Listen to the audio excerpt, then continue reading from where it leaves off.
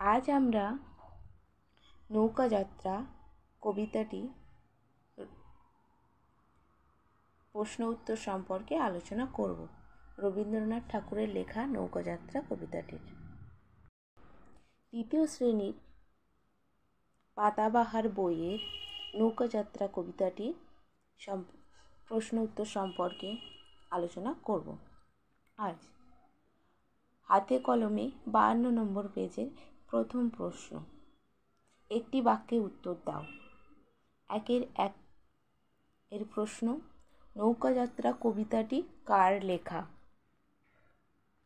নৌকাযাত্রা কবিতাটির লেখক হলেন রবীন্দ্রনাথ ঠাকুর, বা নৌকাযাত্রা কবিতাটি রবীন্দ্রনাথ ঠাকুরের লেখা। দ্বিতীয় প্রশ্ন, কবিতাটি তার কোন বই থেকে নেওয়া হয়েছে? কবিতাটি তার শিশু নামক বই থেকে নেওয়া হয়েছে। নৌকাটি কোথায় বাঁধা আছে? নৌকাটি রাজগঞ্জের ঘাটে বাঁধা আছে। নৌকাটিতে কি রয়েছে? নৌকাটিতে পাট বোঝাই করা আছে।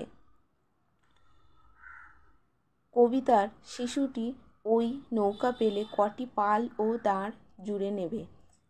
100টি পাল। কবিতার শিশুটি ওই নৌকাটি পেলে 100টি দাঁড় আর 4, 5, 6টা পাল তুলে দেবে।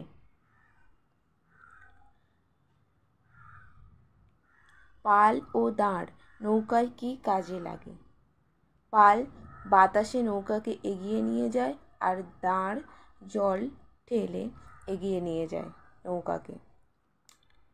পরবর্তী প্রশ্ন, হাট বলতে কি বোঝায়? হাট হলো যে নির্দিষ্ট স্থানে পণ্যদ্রব্য ক্রয় বিক্রয় করা হয় তাকে হাট বলা হয়। শিশুটি কার নৌকা পেতে চায়? শিশুটি মধুমাঝির নৌকা পেতে চায়। পরবর্তী প্রশ্ন, সে নৌকা করে কোথায় যাবে? সে নৌকা করে 7 সমুদ্র 13 নদী পার যাবে। সে সঙ্গে কাকে কাকে নেবে? সে সঙ্গে নেবে আশু আর শ্যামকে। পরবর্তী প্রশ্ন, সে তার মাকে কাঁদতে বারণ করছে কেন? কারণ সে রামের মতো 14 বছর বনে চলে যাচ্ছে না, সে যাচ্ছে একটা দিনের জন্য।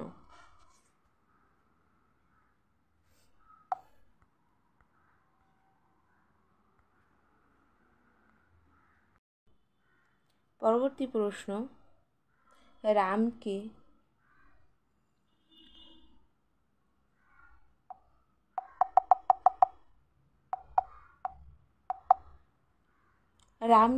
বনবাসে যেতে হয়েছিল কেন?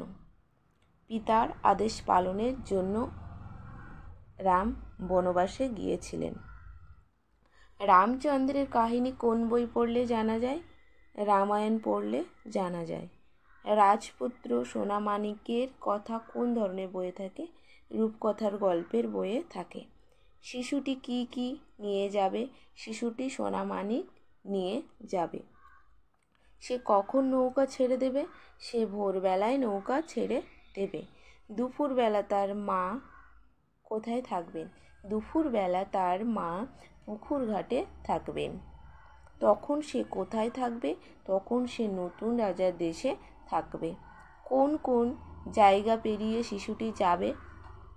তীরপুর্ণির ঘাট, তেপান্তরের মাঠ পেরিয়ে সে নতুন রাজার দেশে যাবে। এখানে হবে তীরপুর্ণির ঘাট আর তেপান্তরের মাঠ পেরিয়ে যাবে। সে কখন ফিরে আসবে? সন্ধ্যাবেলায় সে ফিরে আসবে।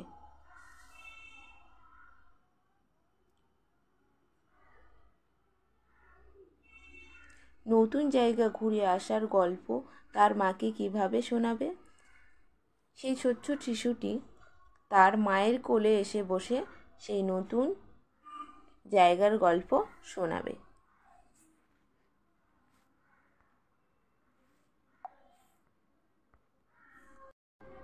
2 নম্বর দাগের প্রশ্ন দেখো, তোমাদের এখানে বলেছে বাক্য রচনা করো। বাঁধা, নৌকা, সমুদ্র, মাঝি, গল্প। এখন আমরা 2 নম্বর প্রশ্নটা দেখে নেব। প্রথমে তোমাদের বলেছে 2 নম্বর দাগের প্রশ্নে বাধা।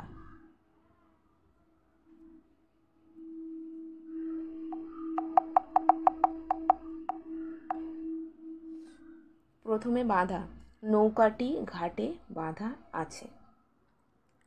দ্বিতীয়টা বলেছিল নৌকা, নদীতে নৌকা করে পারাপার করা হয়। সমুদ্র, বাক্য রচনা করলে এখানে সমুদ্রের জল নীল হয়।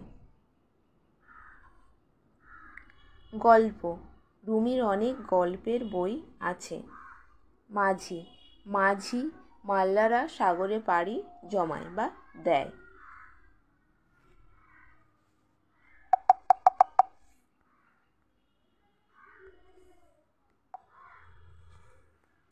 পরবর্তী 3 দাগের প্রশ্ন, বর্ণ বিশ্লেষণ করো।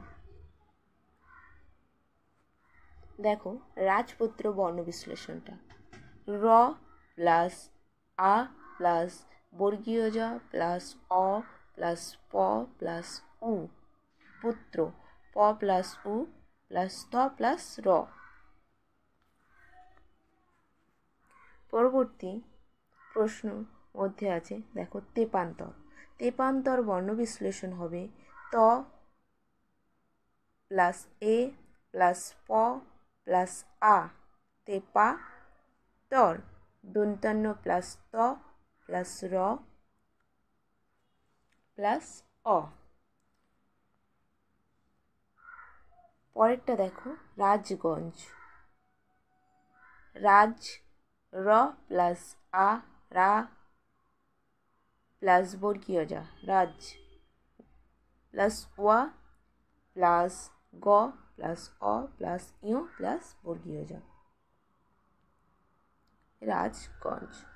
দুপুর বেলা, দু প্লাস উ হর্ষ প্লাস প প্লাস হর্ষ প্লাস র প্লাস অ প্লাস ব প্লাস এ প্লাস ল প্লাস আ, দুপুর বেলা।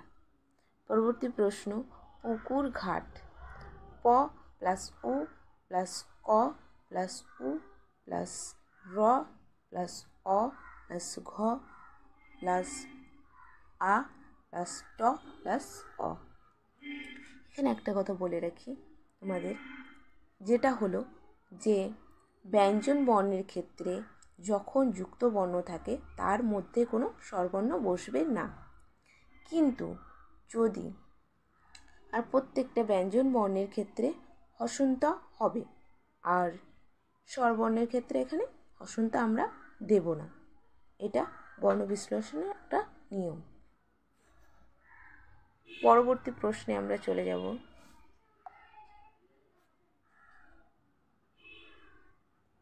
বিপরীত শব্দ। 4 নম্বর দাগের প্রশ্ন হলো বিপরীত শব্দ। প্রথমে দেখো তোমাদের বিপরীত শব্দগুলো কি কি ছিল একটু দেখিয়ে দিই।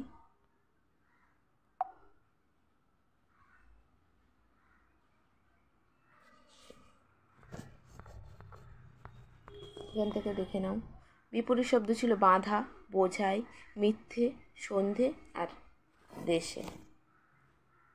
এখানে দেখো প্রথমেরটা কী ছিল আমাদের, বাঁধা। তাহলে বাঁধা কি হবে, খোলা, বোঝাই হবে খালি, মিথ্যে হবে সত্যি, সন্ধে হবে সকাল, দেশে হবে বিদেশে। ভিডিওটা যদি ভালো লাগে, যদি তোমাদের উপকার হয়, তাহলে স্টাডি হ্যাপিলি চ্যানেলটিকে সাবস্ক্রাইব করো, পাশে থেকো, লাইক শেয়ার কমেন্ট করো, আরও অনেক বন্ধুদের কাছে চ্যানেলটিকে পৌঁছে দাও। আরও এরকম ভিডিও পেতে কমেন্ট করো। বাই ছোট্ট বন্ধুরা।